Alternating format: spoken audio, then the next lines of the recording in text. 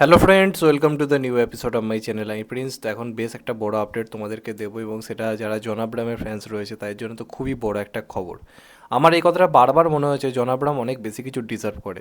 আজকে তোমরা পাঠান দেখে নাও, অবশ্যই শাহরুখ খান ভালো পারফর্ম করেছে, সবই ঠিক আছে, কিন্তু শেষ কোন ভিলেনকে নিয়ে এত আলোচনা হয়েছে, যেটা জন আব্রাহামকে নিয়ে হয়েছে, যেটা এর আগে ধুম সিনেমার মাধ্যমে হয়েছিল। জন আব্রাহাম বরাবরই খুব ট্যালেন্টেড একজন অভিনেতা, এবং আমার মনে হয় সে অনেক বেশি কিছু ডিজার্ভ করেছে। একার কাঁধে অনেক ভালো সিনেমা করার চেষ্টা করেছে, যেমন ভেদাবলি বা আরও কিছু কাজ, কিন্তু সেগুলো সেই বক্স অফিসের রিচটা পৌঁছতে পারেনি যেটা সিনেমাটা হতে পারতো। এবং আমার তো মনে হয় বলিউডের ওয়ান অফ দ্য বিগেস্ট, মানে one of the best action hero অবশ্যই কিন্তু জন আব্রাহামকে বলা যায়। ওরকম ফিগার, ওরকম বডি স্ট্রাকচার, ওরকম গলার ভয়েস, ওরকম অ্যাটিটিউড কজনের রয়েছে, কিন্তু ইন্ডাস্ট্রি বা বলিউড তাকে আমার মনে হয় না সেইভাবে কাজে লাগাতে পেরেছে বলে। বা আরও অনেকে রয়েছে, ইমরান হাসমি রয়েছে, সোনু সুদ রয়েছে, বিদ্যুৎ জাম্বাল রয়েছে, যাদেরকে বলিউড কাজেই লাগায়নি। কিন্তু এদের কাছে একটা বড় ভরসার জায়গা হচ্ছে সাউথ, খুবই বড়োভাবে দরকার এদের। সাউথের একটা মানে সহযোগিতা দরকার, তাহলে আই থিঙ্ক এরা বিরাট কিছু করতে পারে। তো এবার কিন্তু জন আব্রাহাম কিন্তু সবাইকে চমকে দিতে পারে। তার কারণ জন আব্রাহামের মাথায় যার আশীর্বাদ পড়তে চলেছে ভাই, গোটা ইন্ডাস্ট্রির সবাই তার আশীর্বাদের অপেক্ষায় পড়ে আছে যে কবে আমাদের কাছে সুযোগ আসবে।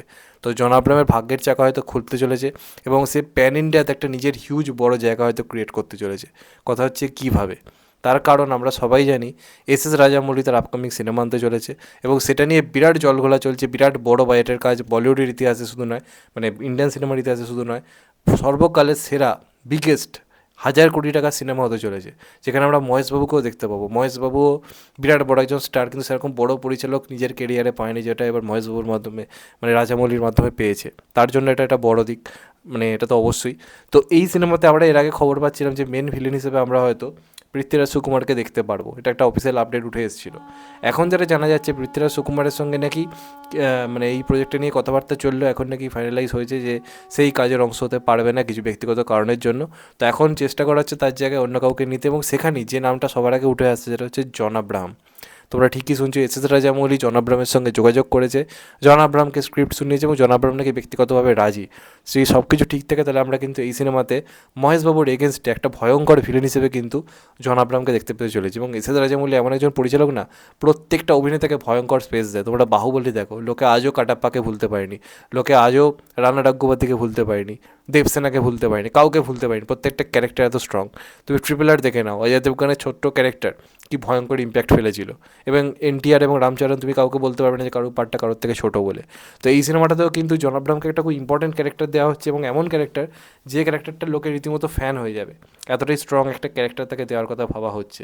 তো SSMB29 এই সিনেমাটা নিয়ে অলরেডি আমরা দেখেছি রাজামৌলি একটা মজার ভিডিও ছেড়েছে, যেখানে দেখানো হচ্ছে একটা সিংহ কাঁচের মধ্যে আটকে যাচ্ছে, এবং একটা পাসপোর্ট দেখাচ্ছে আমাদের রাজামৌলি। এটার মাধ্যমে বুঝিয়ে দেওয়া হচ্ছে আগামী বেশ কয়েকটা বছরের জন্য রাজামৌলির কাছে রীতিমতো আর কি হাজতবাস হয়ে থাকতে হবে আর কি মহেশবাবুকে। মানে বুঝিয়ে দেওয়া হচ্ছে তোমাকে এখন আমাকেই টাইম, তুমি অন্য কিছু নিয়ে আর ভাবতে পারবে না। যেটা রাজামৌলির সঙ্গে যে কাজ করে তাকে সবসময় মেনটেন করে চলতে হয়। তো এটা এবার জন আব্রাহামের ক্ষেত্রেও যাবে, কারণ জন আব্রাহামকে এই প্রজেক্টের জন্য বিরাট টাইম দিতে হবে, এবং মহেশবাবুর সঙ্গে আমরা তাকে ফেস টু ফেস ভিলেন হিসেবে দেখতে পাবো, এবং একে অপরের এগেন্সে তাকে অ্যাকশন করতে দেখতে পাবো। এবং যেহেতু এটা জঙ্গল অ্যাডভেঞ্চার, সেই জঙ্গল অ্যাডভেঞ্চারের একটা কোনো বড় কিংডমের কিছু একটা হিসেবে এখানে জন আব্রাহামকে কিন্তু প্রেজেন্ট করার কথা ভাবা হচ্ছে, এবং সেটা ভয়ঙ্কর একটা লুক নাকি হতে চলেছে। তো দেখা যাক শেষ পর্যন্ত কী হয়। আমি তো খুব খুশি জন আব্রাহামের জন্য। আমার মনে হয় বহুদিন ধরেই এরকম একটা পরিচালক সে ডিজার্ভ করে, এতদিনে সেটা হচ্ছে, দেখেও ভালো লাগছে। এবং আমি তো শিওর জন আব্রাহাম ফাটিয়ে দেবে। বড় প্রজেক্ট পেলে তাকে দারুণ পার্ট দেওয়া হলে সে মেন হিরোকেও কিন্তু ছাপিয়ে যায়, এটা আমরা আগেও দেখেছি, আগেও বারবার আমরা দেখেছি। তো এক্ষেত্রে আশা করা যায় কাঁপিয়ে রেখে দেবে, এবং যারা জন আব্রাহাম ফ্যান তাদের জন্য এটা সেলিব্রেট করার মতো একটা ব্যাপার। তো দেখা যায় এটাই ফাইনাল হয় কি না, হলে তো খুবই ভালো। তোমাদের এটা নিয়ে কি মতামত অবশ্যই জানিও। চ্যানেলটা নতুন হলে চ্যানেলটা সাবস্ক্রাইব করে দিও, and get the bell icon. ভালো থেকো সবাই, টেক কেয়ার, নমস্কার, আবার দেখা হবে। এখনও তো বাই, ভালো থেকো সবাই, নমস্কার, টেক কেয়ার, আবার দেখা হবে।